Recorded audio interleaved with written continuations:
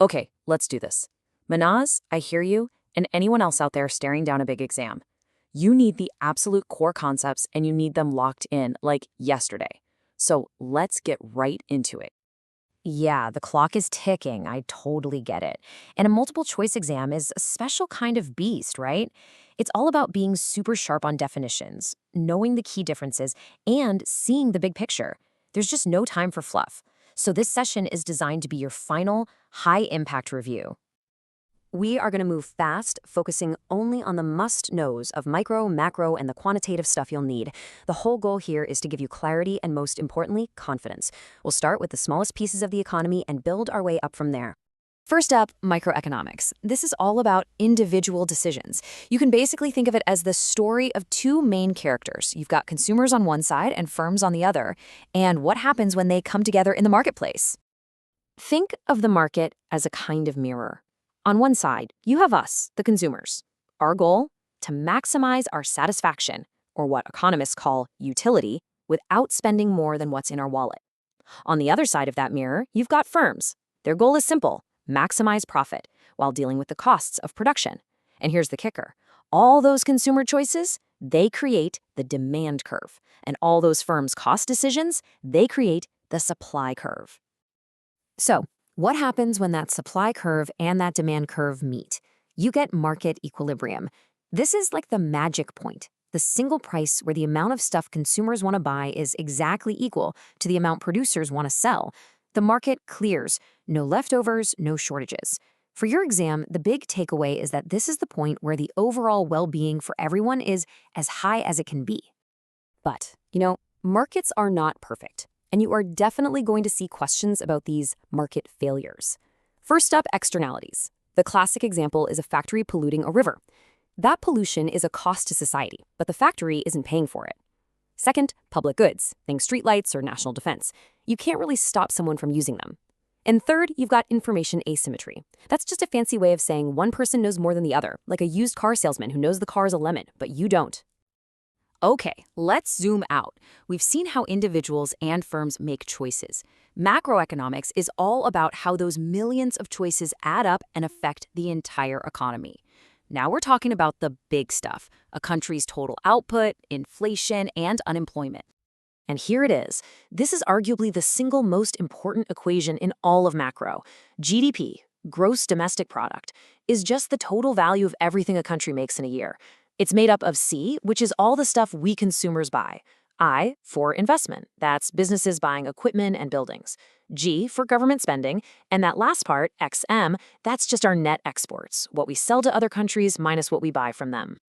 All right, this is a classic exam question, for sure. How does the government try to manage the economy? There are two main toolkits they use, and you absolutely, positively have to know the difference between them. You can just think of this slide as your ultimate cheat sheet for this question. Fiscal policy, that's the government's job. Their tools are things like government spending and taxes.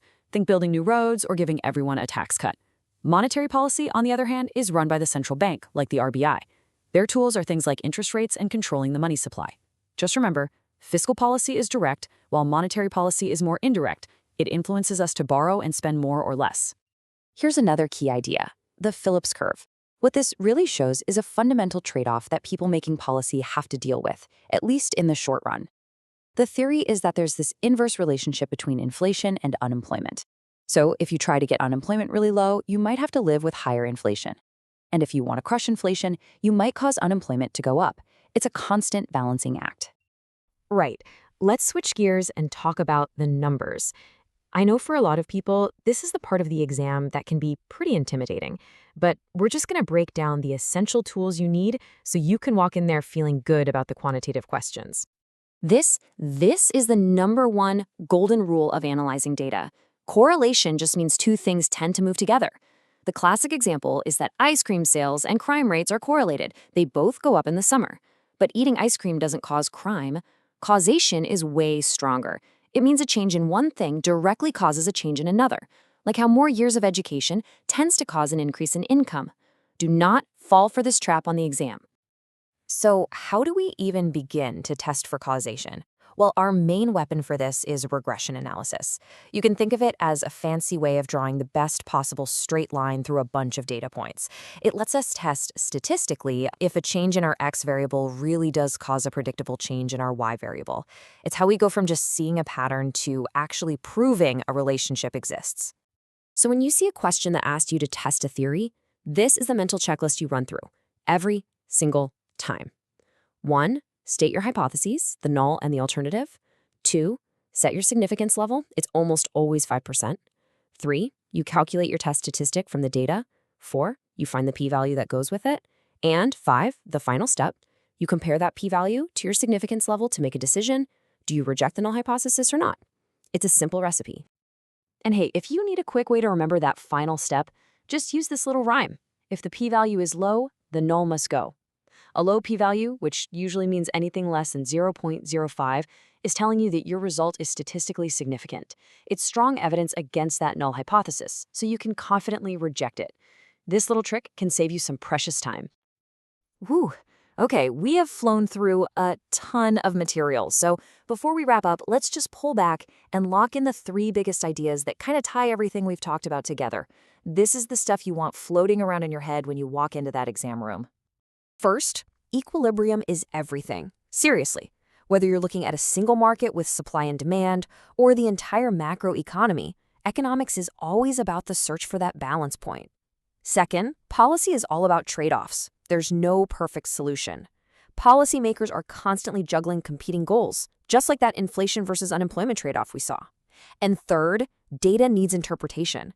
The stats are powerful, but we need our economic theory to understand what the numbers are actually trying to tell us, to get beyond simple correlation and find real causation.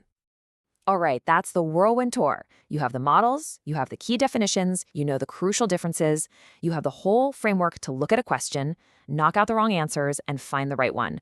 Go on in there with confidence, Manas. You've got this. Good luck.